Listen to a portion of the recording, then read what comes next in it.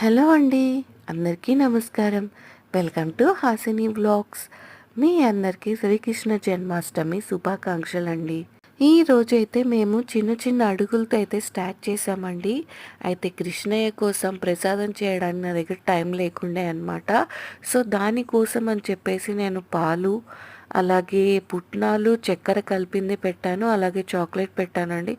Chocolate ఎందుకు పెట్టామంటారేమో, అయితే chocolate ఎందుకు పెట్టానంటే పిల్లలకి ఇష్టమైన ఏ వస్తువైనా కృష్ణయ్యకి ఇష్టమేనంట అండి.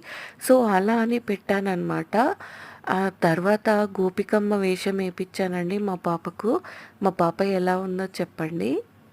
అంతేకాకుండా నన్ను సపోర్ట్ చేస్తూ సబ్స్క్రైబ్ చేసుకున్న మీ అందరికీ థ్యాంక్ యూ సో మచ్ అండి. ఈ వీడియో చివరి దాకా చూసి మా పాప అపియరెన్స్ ఎలా ఉందో కామెంట్ చేయండి. అలాగే సబ్స్క్రైబ్ చేసుకోవడం మర్చిపోవద్దు.